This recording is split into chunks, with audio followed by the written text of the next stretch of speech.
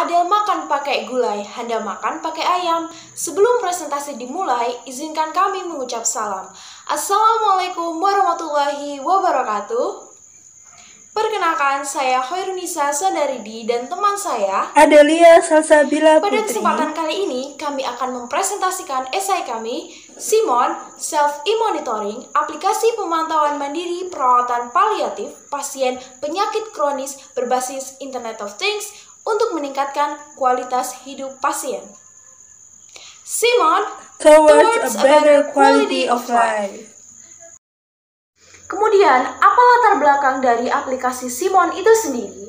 Berdasarkan data dari World Health Organization atau WHO pada tahun 2018, sebanyak 40 juta orang di dunia membutuhkan perawatan paliatif. Namun, hanya 14% saja yang dapat mendapatkan perawatan paliatif. Sementara di Indonesia sendiri, penderita penyakit kronis meningkat setiap tahunnya. Terbukti pada tahun 2019, sebanyak 349.883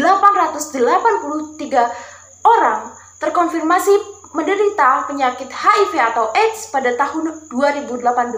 Hal tersebut menunjukkan bahwa penderita penyakit kronis meningkat setiap tahunnya dan membutuhkan perawatan paliatif di Indonesia.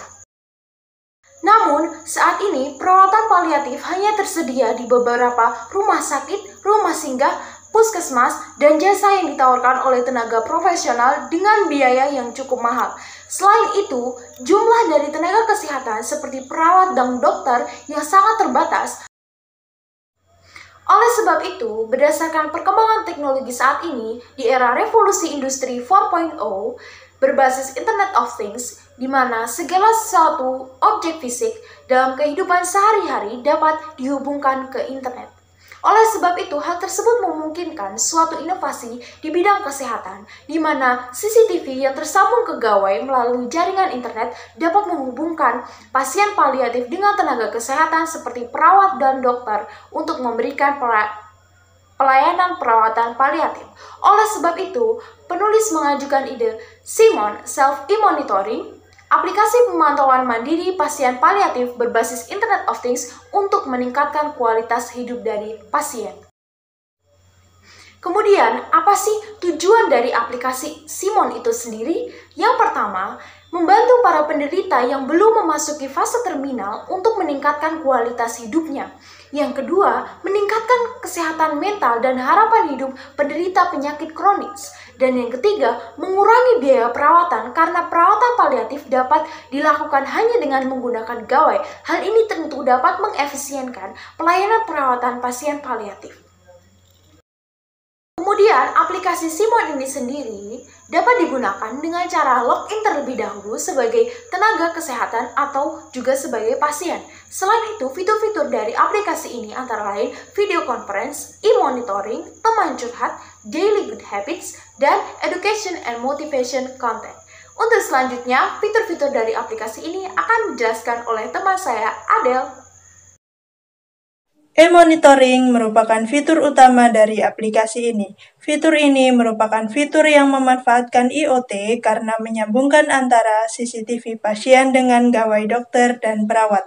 Internet of Things adalah suatu konsep di mana objek tertentu punya kemampuan untuk mentransfer data lewat jaringan tanpa memerlukan adanya interaksi dari manusia ke manusia ataupun dari manusia ke perangkat komputer.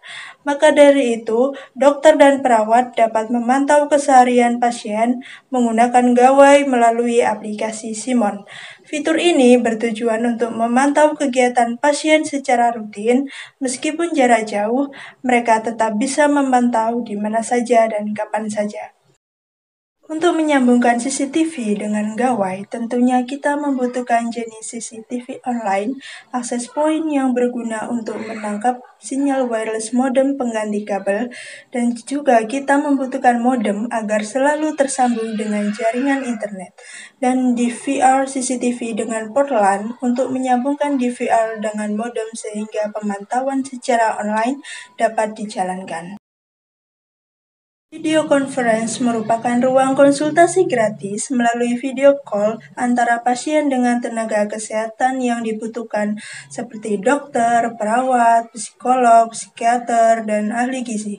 Pasien dapat berkonsultasi mengenai keluhan yang dirasakan, konsultasi kesehatan mental, dan konsultasi gizi. Teman curhat adalah fitur yang digunakan sebagai media komunikasi berupa chatting antara penderita penyakit kronis yang satu dengan yang lainnya. Dengan adanya fitur ini, diharapkan para penderita dapat saling curhat dan memberikan dukungan agar lebih bersemangat dalam menjalani hidup. Kemudian, fitur ini juga dilengkapi dengan digital diary book yang bertujuan agar pasien dapat mencurahkan seluruh hatinya melalui tulisan sehingga pasien dapat berpikiran positif. Menurut hasil penelitian dari Lindbergh 2004, berpikir positif mempunyai peran membuat individu dapat menerima situasi yang tengah dihadapi secara lebih positif. Self-education and motivation merupakan fitur berupa kumpulan konten motivasi dan edukasi terkait perawatan pada pasien penyakit kronis. Sehingga, dengan adanya fitur ini diharapkan pengguna dapat termotivasi agar tidak mudah putus asa serta dapat menjalani perawatan mandiri terhadap sakit yang diderita.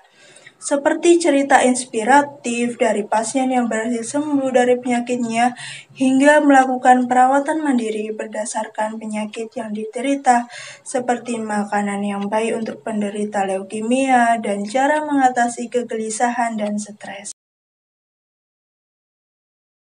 Daily Habits merupakan fitur untuk membiasakan pasien agar memiliki kebiasaan hidup yang baik.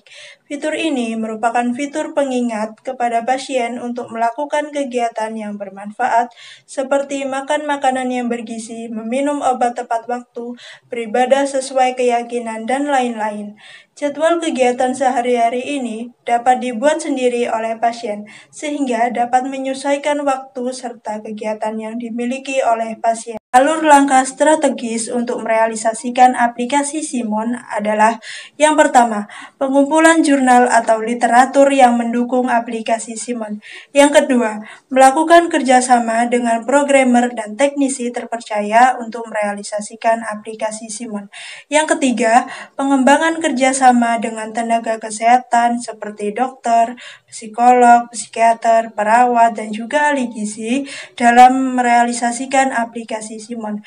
Yang keempat, evaluasi ulang atau monitoring perkembangan aplikasi Simon serta uji coba aplikasi Simon oleh semua pihak terkait seperti pasien, tenaga kesehatan, programmer, dan teknisi.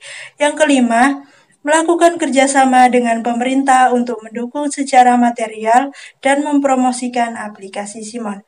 Yang terakhir, aplikasi Simon siap digunakan oleh para pasien penyakit kronis sebagai e-monitoring dan motivation. Terima kasih Adel. Kemudian selanjutnya saya akan menjelaskan pihak mana saja yang akan terlibat dalam pembuatan aplikasi Simon ini sendiri. Yang pertama yaitu pemerintah pusat atau Kementerian Kesehatan dan juga pemerintah daerah. Kemudian programmer atau teknisi untuk membuat aplikasi ini.